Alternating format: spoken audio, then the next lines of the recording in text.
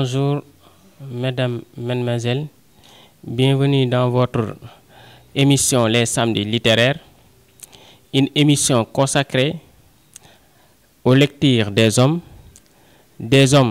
qui aiment lire, des hommes qui aiment les livres, des hommes qui aiment la vie, des hommes qui aiment se ressourcer intellectuellement, mais aussi des hommes qui aiment le savoir livresque. Aujourd'hui, nous avons un immense plaisir d'accueillir sur ce plateau Nina Jupiter Faye, titulaire d'une licence en diplomatie, inscrite en Master 2 en journalisme d'investigation, chroniqueuse littéraire et stagiaire au Centre audiovisuel multimédia. Madame Nina Faye, nous vous souhaitons la bienvenue et bonjour. Bonjour, Monsieur Sen. C'est un plaisir de participer à cette émission. Un plaisir partagé. Mais par ailleurs, chers internautes, Nina est une férue de la littérature. Nina aime lire. Nina aime les belles lettres. Donc, je voudrais savoir, Nina, d'où vient cette passion, autrement dit le goût de la lecture? Merci, Monsieur Sen, pour cette question. Le goût de la lecture m'est venu depuis la tendre enfance. J'ai été inscrite très tôt à la bibliothèque, je pense avant même d'avoir franchi les portes de l'école élémentaire en classe de CI. C'était à la bibliothèque La Maison des Éclaireurs de Rufisque. Très tôt, j'ai appris avec les bandes dessinées guidées par ma mère, qui est aussi une amoureuse de la littérature. Voilà, donc tout mon cursus, c'était littérature uniquement. C'était déjà écrit que j'allais être une personne de lettres. Votre histoire me rappelle celle de l'auteur d'une si longue lettre, Mariamba, lorsqu'on lui avait posé la question à savoir d'où vient cette passion, la passion des belles lettres. Elle a répondu qu'il y a une enseignante qui m'a inspiré, c'était Berthe Maubert. Ensuite, l'autre aspect, c'était mon père, qui était ministre de la Santé de l'époque, dit loi cadre. À son retour de chaque voyage, Mariamaba a dit son père lui donnait des livres à lire et à la limite, il lui demandait des comptes rendus de lecture.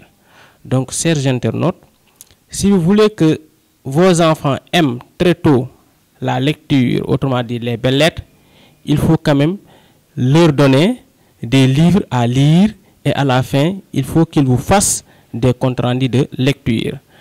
Nina Jupiter aussi a écrit un texte qui est l'objet de notre discussion, autrement dit de notre entretien. Ce texte s'appelle Le monde de Sarafina, autrement dit Sarafina et la polygamie. Dans ce texte, pour faire un petit rappel aux internautes qui nous suivent, qui n'ont pas lu ce texte, dans ce texte, Nina nous parle d'un ménage en général et de la polygamie en particulier. La mentalité d'une jeune femme âgée de 25 ans, polygame, du nom de Sarafina. Sarafina considère la polygamie comme une concurrence déloyale. À l'approche du mois de Ramadan, Sarafina mobilise tous les moyens pour essayer de corrompre sa belle famille pour avoir une mainmise sur son mari.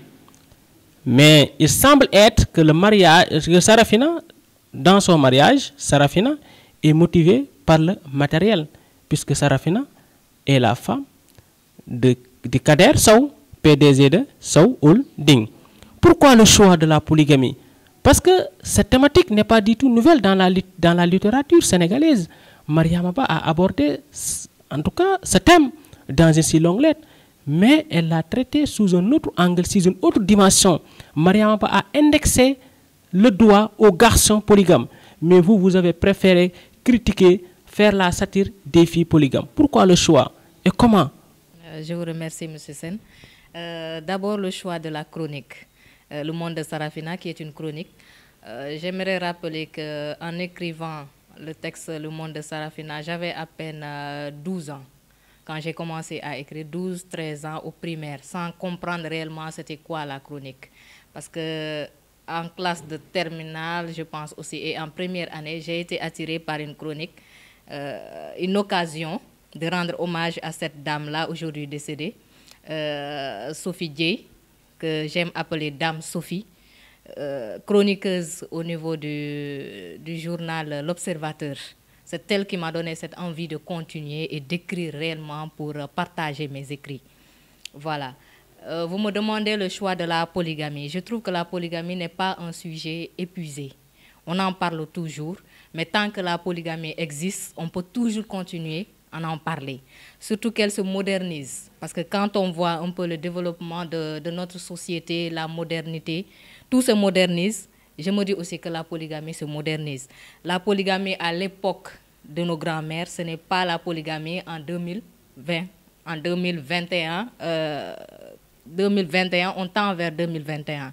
Donc, cette polygamie se modernise.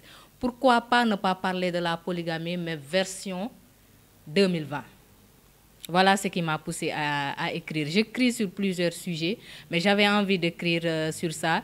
Et surtout, j'aime écrire sur les sujets qui fâchent.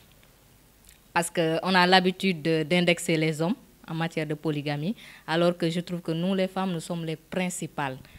Nous sommes les principales, comment dirais-je, coupables de la polygamie. Parce que pour qu'un homme puisse avoir 2 épouses, il faudrait d'abord qu'une autre femme accepte d'être seconde épouse. Et quand elle l'accepte, elle sait qu'elle trouvera une première. Ou quand elle accepte d'être 3e, elle sait qu'elle trouvera 2 autres dames et que forcément il y aura de la concurrence. Alors d'emblée, elle est d'accord pour cette concurrence-là. Elle est d'accord pour faire souffrir l'autre femme. Parce que comme pour paraphraser Mariam Abba, je reviens sur elle, aucune femme n'accepte la polygamie par gaieté de cœur. Ça n'existe pas. Je suis une femme, je peux dire je suis une dame. Je sais qu'aucune femme ne l'accepte. Elle peut faire semblant, mais elle ne l'accepte pas. Au pire des cas, on accepte d'être 2e et de venir concurrencer l'autre. Et c'est là la position de Sarafina en tant que 3e épouse, parce qu'elle est dans une zone de confort. Elle est dans une zone privilégiée. Aucune femme ne vient la trouver, mais c'est elle qui vient trouver une autre femme. Et dans son récit, dans son histoire, elle prouve qu'aucune autre ne viendra la trouver. C'est-à-dire qu'elle ferme la porte et elle jette la clé. Alors que d'autres ont accepté qu'elle soit présente. Voilà ce que j'ai à dire par rapport à mon sujet. La polygamie qui n'est jusqu'à présent pas encore épuisée. Quelqu'un d'autre peut utiliser encore ce sujet et donner des merveilles. J'avoue que c'est un sujet pertinent.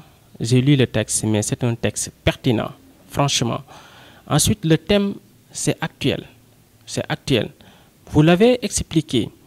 Vous avez aussi fait la différence entre la polygamie traditionnelle et la polygamie moderne dans votre texte. Mais je dis que à chaque fois, si l'auteur, si l'écrivain décide de prendre la plume pour écrire, forcément, il y a des choses qui ont émaillé sa vie ou bien son temps.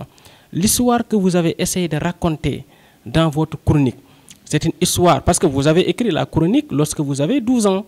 Donc c'est une histoire que vous avez vécue, ou bien un membre de votre famille l'a vécue. Merci M. Sen pour cette question. Je pense que c'est le moment aussi de faire un clin d'œil à mes lecteurs qui, après chaque chronique, me disent « Est-ce que tu as vécu cette histoire ?» Alors, ça me rend fière parce que ça prouve que j'ai bien narré cette histoire-là. Je voudrais répondre tout simplement non. Je n'ai pas vécu ça directement. Je suis issue d'un ménage monogame. Je n'ai pas connu la polygamie en tant que telle, mais autour de moi, j'ai vu la polygamie dans toutes ses formes, surtout actuellement, où les femmes intellectuelles, entre guillemets, je dis intellectuelles, qui préfèrent la polygamie pour avoir plus de temps à elles, parce que quand elles sont seules dans leur ménage, elles sont, comment dirais-je, accaparées, entre guillemets, par le mari, et quand elles sont 2 ou 3, elles ont le temps de gérer leur vie professionnelle. Je vois ça toujours autour de moi, donc c'était une façon pour moi d'écrire.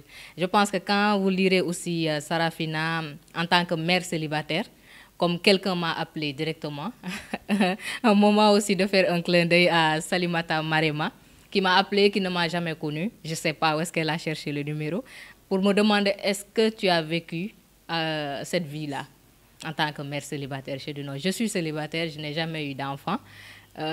J'attends d'être mariée pour en avoir, mais j'ai vu des situations autour de moi. Et mon rôle, c'est de sortir ces histoires-là, de faire parler des gens qui ne peuvent pas parler.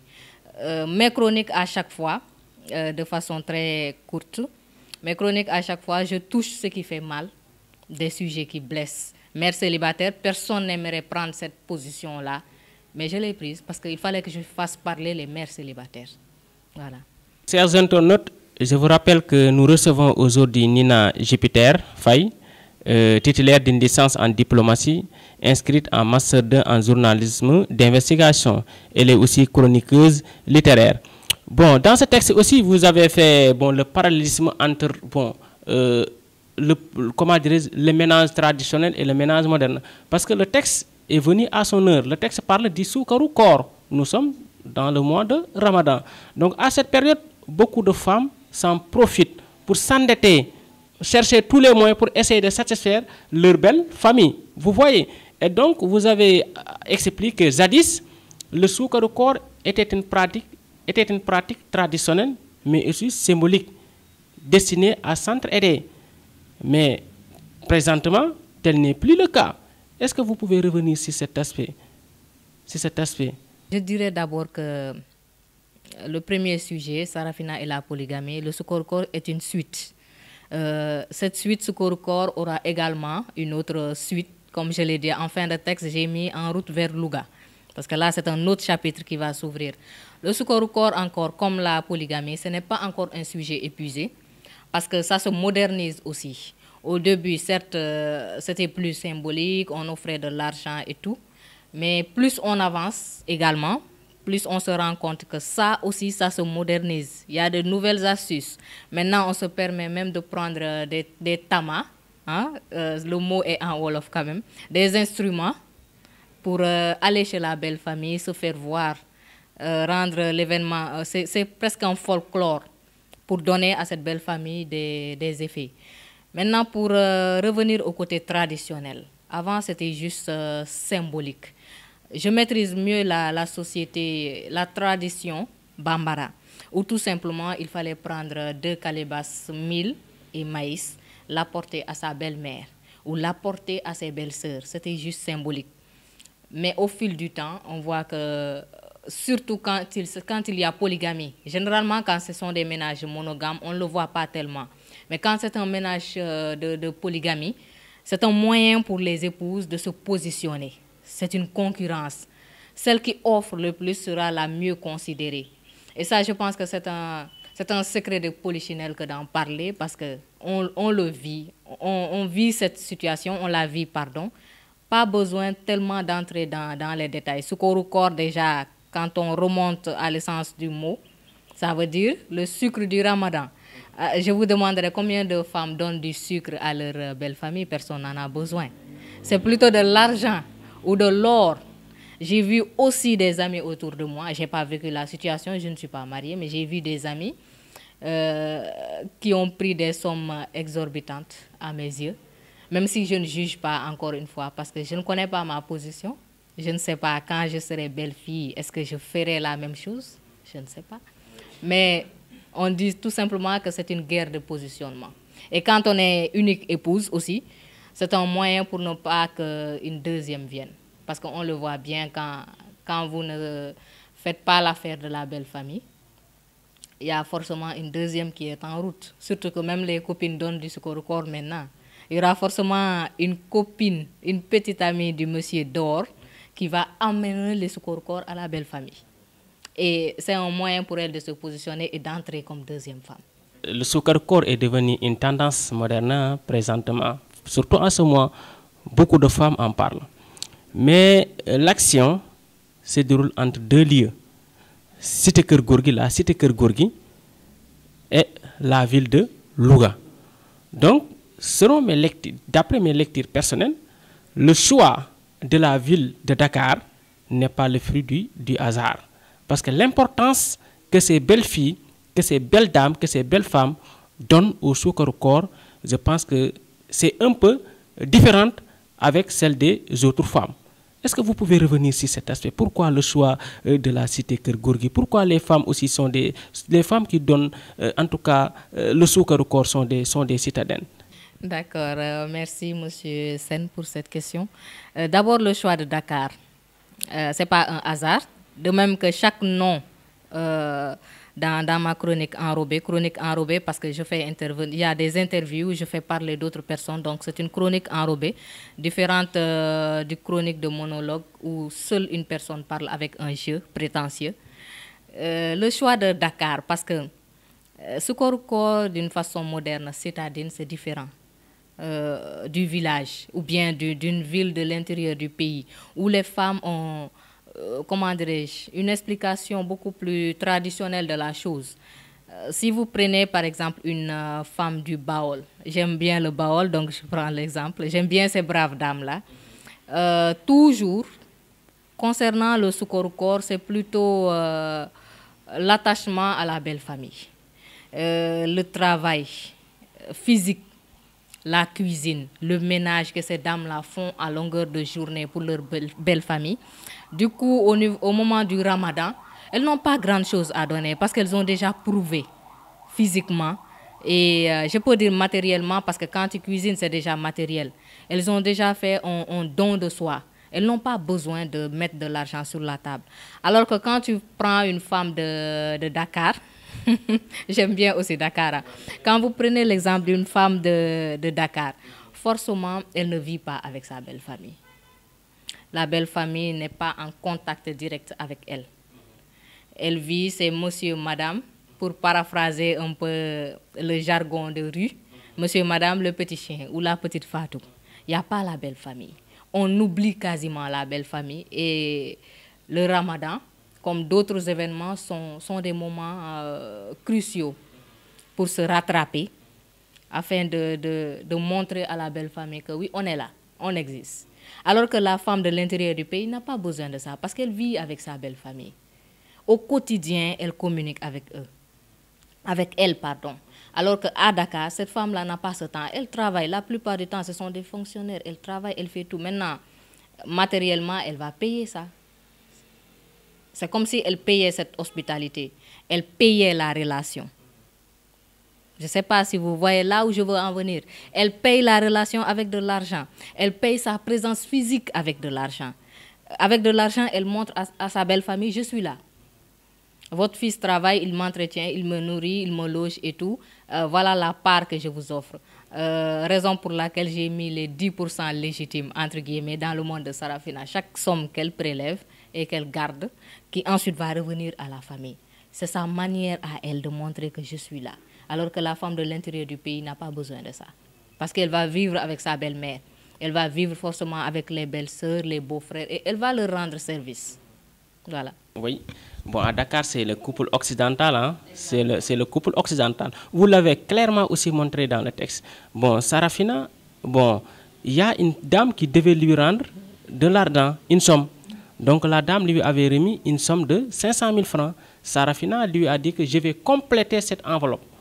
Je vais compléter cette enveloppe. Je garde chez moi 300 000. Donc je vais compléter cette enveloppe et cette enveloppe est destinée en tout cas à ma belle famille.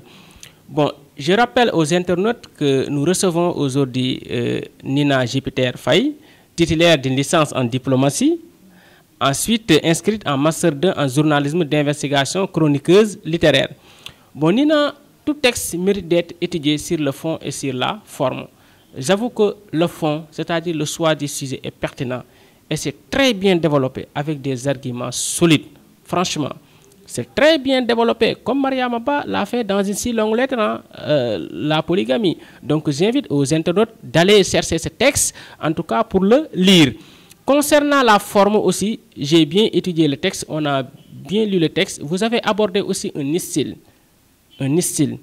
particulier qui appartient au romancier moderne, c'est-à-dire l'école du nouveau roman, c'est-à-dire la polyphonie narrative est bel et bien présente dans le texte. La polyphonie narrative, c'est-à-dire il y a plusieurs voix dans le texte, c'est-à-dire le dialogisme. C'est-à-dire dans le texte traditionnel, on voit tout simplement le narrateur qui monopolise la parole, qui parle. Mais contrairement à vous, dans votre texte, il y a des personnes qui dialoguent. Il y a des personnes qui dialoguent. C'est ce qu'on appelle la polyphonie narrative. Ensuite, l'autre aspect aussi qui est utilisé dans votre texte, bien évidemment que ce n'est pas une pratique qui est nouvelle dans l'histoire de la littérature africaine, parce que bien évidemment que Ahmed Kourouma utilise ce style dans ses œuvres, plus précisément dans Les Soleils des Indépendances. Ahmed Kourouma utilise des mots malinqués. C'est ce qu'on appelle malinquélisation. Mais vous, dans votre texte, vous avez utilisé des mots wolof, ce qu'on appelle wolofalisation. Et je me suis dit que peut-être vous parlez à un public réduit. Donc, est-ce que vous pouvez quand même nous expliquer pourquoi le choix de ce style, pourquoi l'emploi des mots wolof dans votre texte? Merci, M. Sen, pour cette question. D'abord, en matière de forme, j'avais pas tellement de forme pour mes chroniques parce que je vous l'ai dit tantôt, quand je commençais à écrire des chroniques, je ne savais même pas qu'il s'agissait de chroniques. Il a fallu que je voie un peu le monde de Ndeye Takhawalou, un hommage encore à ce texte qui a donné le monde de Sarafina. L'espace, pardon, de Ndeye Takhawalou, qui a donné le monde de Sarafina. J'ai un ami qui a l'habitude de me dire tu es une perverse en termes de texte, perverse entre guillemets, parce que je n'ai pas de forme particulière. Je fais ce que je veux. Même le fait de diviser parfois les textes, il a fallu qu'un grand journaliste commence à me coacher en la matière.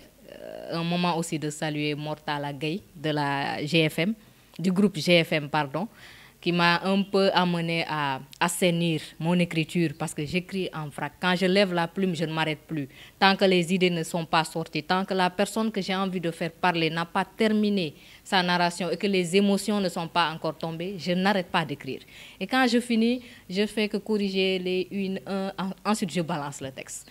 Mais il m'a un peu amené à être mature en écriture et j'ai commencé à arranger le style. Maintenant, concernant la wolofisation, comme vous dites, encore une fois, je sais que j'ai un public bien précis pour chaque thème. Si vous prenez un autre thème que j'avais entamé un moment, c'était la Rangoumania. Il s'agissait de Rangoon. Tout le monde sait déjà ce que ça veut dire. J'ai fait parler Rangoon à travers un texte. Là, c'était une autre façon de parler. Là, il s'agit de la polygamie. Ça concerne une tranche de la population. À cette population-là, il faut avoir un style à utiliser pour parler avec elle. Donc, il me fallait utiliser un peu des mots wolof parce que ces mots-là n'existent pas en français. Quand vous prenez, j'avais utilisé un mot, je pense, tanku ndjeke. Encore une fois, j'ai un wolof qui est vraiment tiré des cheveux parce que je ne parle pas wolof correctement. Je suis sérère, bambara, donc je ne parle pas correctement le wolof. Mais autour de moi, les familles qui sont autour de moi, j'ai appris un peu certains mots wolof. Donc, tanku ndjeke, reru tam kharit, ce sont des mots que vous ne pouvez jamais traduire en français parce que c'est notre culture. Ça répond à certains critères traditionnels. Ce n'est pas français. On ne peut pas retrouver ça en France. Donc, ce sont des mots qui n'existent pas dans le dictionnaire Larousse. Pourquoi tricher? Pourquoi amener des synonymes? Je me dis non. Il faut respecter le mot. Il faut être fidèle à ces termes-là. Il faut ramener le nom. Ensuite, pour ceux qui ne pourront pas comprendre, mettre entre guillemets et donner la définition. C'est ce que je fais à chaque fois. J'ai mis un proverbe à la fin que vous ne pouvez pas traduire correctement en français. Si vous traduisez ça en français, le français ne comprendra jamais.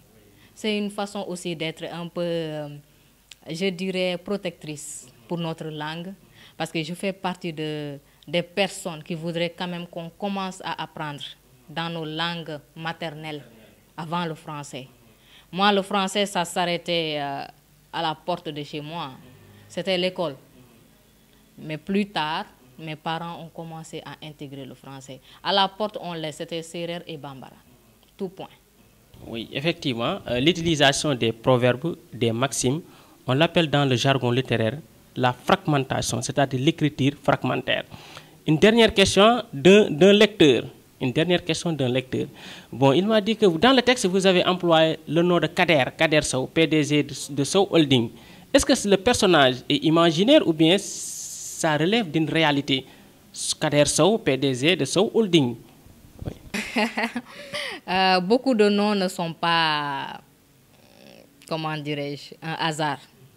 D'ailleurs, dans le texte de la polygamie, chaque nom répond à quelqu'un, même si la personne n'a pas forcément la même mentalité ou le même vécu que le nom que j'utilise. Mais c'est un hommage que je fais à chacun. Kader Sow, c'est une personne que je connais, c'est un industriel. Même s'il est monogame, il n'est pas polygame. Mais la personnalité de ce Kader-là, que je vais revenir sur ça avec la suite de Sukorkor à Louga.